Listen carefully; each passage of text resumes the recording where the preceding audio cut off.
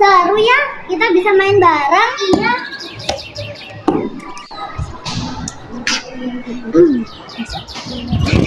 Sedikit dong, aku gak muat nih. Masa gak muat? Biar kamu aja yang gendut. Kalian kok bicaranya kayak gitu? Iya, kok bicaranya sambil ngejer. Kalian lagi mau bercanda ya kan sih? Iya. Tapi kan itu bisa menyakiti hati Aska. Emang iya Aska? Sedikit sih. Tuh kan. Maaf ya Aska, aku gak bermaksud begitu. Maaf ya Aska, aku gak bermaksud begitu. Bicara itu ada adabnya. Kebetulan kita lagi baca buku adab berbicara nih. Mau baca bareng gak? Mau!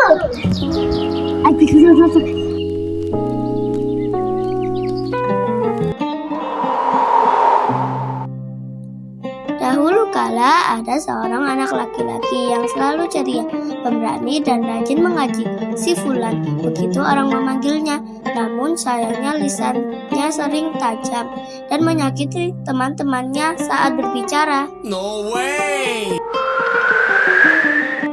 Si Fulan merasa bangga ketika bisa melontarkan candaan atau kritikan yang kasar tanpa memikirkan perasaan orang lain. Ayah si Fulan mulai menyadari kebiasaan buruk anaknya. Sampai suatu hari si Fulan menceritakan pada ayahnya tentang kesedihannya karena beberapa temannya mulai menjauhinya.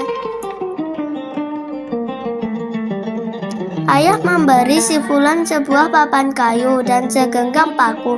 Setiap kali kamu mengucapkan kata-kata yang menyakiti temanmu, tancapkan satu paku di papan ini, ucap ayah. Hari pertama beberapa paku sudah tampak menancap. Hari berganti hari, paku yang menancap pun semakin banyak. Oh no! Perlahan si Fulan sadar betapa banyak paku yang sudah ia tancapkan. Dan ia mulai berusaha menjaga lisannya. Ia belajar berpikir sebelum berbicara. Seminggu kemudian, dalam sehari paku yang tertancap di papan tidak sebanyak hari sebelumnya. Si Fulan berhasil belajar menjaga lisannya. Dia senang sekali. Ayah ikut senang melihatnya. Alhamdulillah. Keesokan harinya, ayah si Fulan meminta untuk mencabut paku-paku itu satu persatu. Kenapa harus aku cabut lagi, ayah? Tanya si Fulan sambil menyabut paku itu.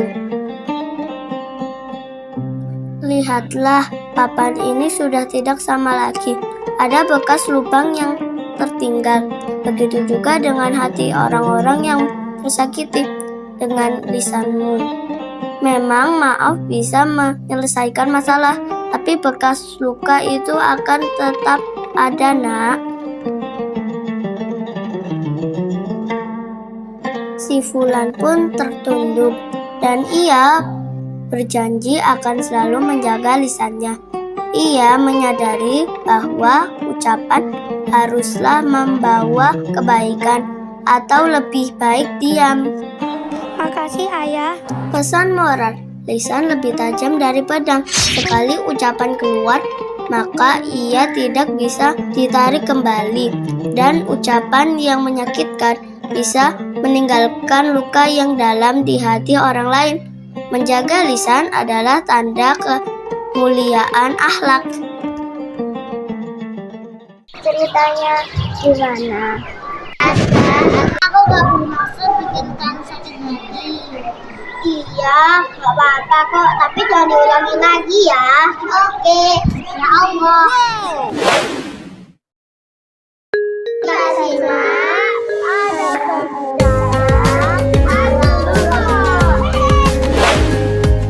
Satu. Hindari perdebatan. 2. Tidak menyela pembicaraan. 3. Tidak tergesa-gesa.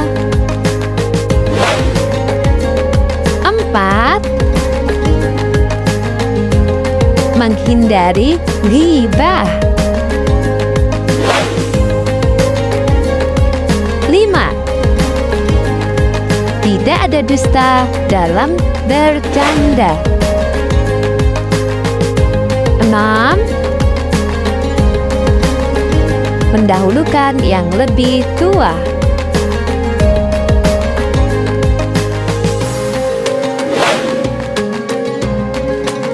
Dan 7.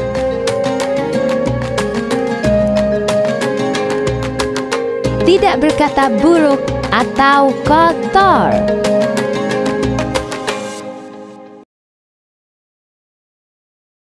Adab menjaga lisan, lisan orang beriman. Berkatalah yang baik, diam jika tak mampu. Berbicara yang lembut, berbicara yang sopan. Hindari perkataan buruk dan sia-sia. Perbanyak zikir doa, Allah akan jaga kita. Adab menjaga lisan, lisan orang beriman. Berkatalah yang baik, diam jika tak mampu. Berbicara yang lembut, berbicara yang sopan. Hindari perkataan buruk dan sia-sia. Perbanyak zikir doa, Allah akan jaga kita.